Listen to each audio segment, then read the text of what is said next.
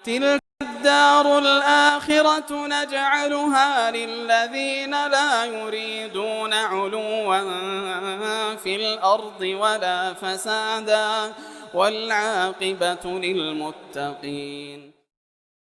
Ya Ustadz, selanjutnya bagaimana sikap kami Ustadz sebagai seorang penuntut ilmu, alhamdulillah, menyikapi perbedaan-perbedaan pendapat di antara para asatizah yang kami mengetahui ya mereka asatizah itu adalah salafiyin, dan dengan itu banyak apa namanya pandangan-pandangan miring terhadap asatizah di kalangan tulab itu sendiri, dan ini pun akhirnya menyebabkan para tulab saling meninggalkan sama mereka. Nah ini Ustadz, bagaimana Ustadz? Ya banyaknya terjadi hal itu di tengah para penuntut ilmu.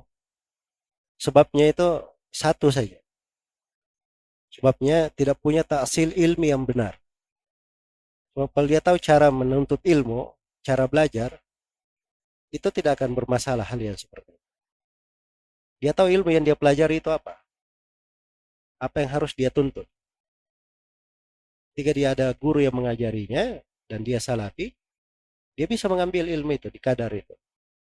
Tapi memang ada hal-hal tertentu, kesalahan-kesalahan pada sebagian orang. Penuntut ilmu baru itu kadang nggak peka, nggak ngerti itu. Iya.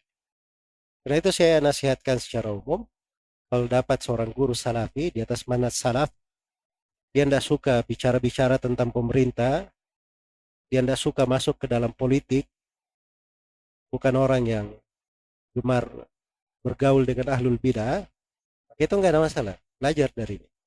Tapi kalau ada bicara masuk dari pembicaraan di sudut politik, senang bicara terkait dengan pemerintah, ikut di urusan-urusan, bukan urusannya, nah, ini hal-hal alamat tidak bagus untuk penuntut ilmu. Dan itu saya ingatkan ya, karena saya lihat banyak penuntut ilmu itu terpalingkan. Akhirnya menjadi pelacak berita, menjadi politikus, menjadi ini gara-gara ketemu dengan guru-guru yang memasukkannya ke dalam hal yang seperti itu. Dan ini tidak cocok ya bagi seorang penuntut ilmu. Ini dari fitnah di masa sekarang.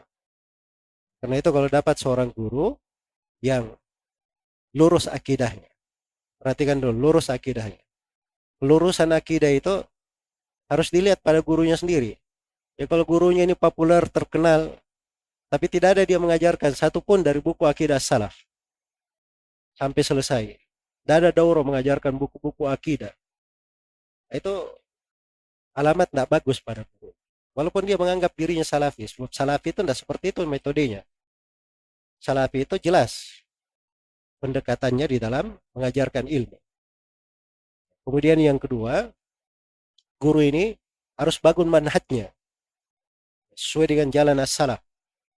Pada segala hal sesuai dengan jalan as-salaf. Dia tidak masuk ke dalam urusan-urusan yang menyelisihi jalan as-salaf. Iya. Kemudian yang ketiga, guru ini memang penasehat bagi umat. Ingin orang itu baik. Ingin orang yang belajar itu berhasil. Ingin setiap penuntut ilmu itu masuk ke dalam surga bebas dari api neraka. Itu guru yang bagus. Kemudian syarat yang keempat, guru ini harus menguasai ilmu yang diajar. Ilmu yang diajarkan. Iya.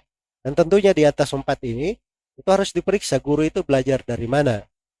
Asal usul gurunya. Ilmu yang dia pelajari itu dari konsekuensinya kalau dia mengajarkan ilmu, itu harus dilihat. Ilmu itu dia terima dari siapa. Jangan sampai dia baca sendiri saja. Seperti banyak belakangan ini ya muncul dari apa namanya teman-teman kita juga, mungkin salafi. Tapi kebanyakan baca sendiri. Kebanyakan baca sendiri. Walaupun belajar, belajarnya sedikit. Tapi subhanallah lancang dalam masalah-masalah besar. Masuk mengomentari masalah-masalah nasional, salah bicara akhirnya menjadi repot terhadap dakwah itu sendiri. Yang kena bukan mereka saja, semua orang kena. Disebabkan karena hal tersebut. Nah hal-hal yang seperti ini untuk penuntut ilmu baru tidak bisa mereka bedakan. Karena itu saya bilang tadi kalau seorang penuntut ilmu itu tahu taksil ilmi, cara belajar yang benar, maka dia tidak akan pusing dengan hal itu. Dia ngerti kalau belajar, gini caranya belajar. Mulai dari kitab ini, belajar dari buku ini. Dia tahu cara belajarnya. Tapi kalau dia belajar, dia tidak mengerti apa yang dia akan pelajari, nah itu artinya dia belum belum siap menjadi seorang penuntut ilmu. Seorang penuntut ilmu itu dia tahu apa yang akan dia pelajari. Ya. Nah, itu saya sudah pernah bahas ya di berbagai pertemuan. Dan kalau penanya ingin lebih serius lagi, terus saya ada pelajaran tentang Al-Manzum Al-Mimiyah karya Al-Hafidh Al-Hakami, dan saya uraikan di situ urutan-urutan buku-buku yang dipelajari untuk seorang penuntut ilmu. Dan kita ada program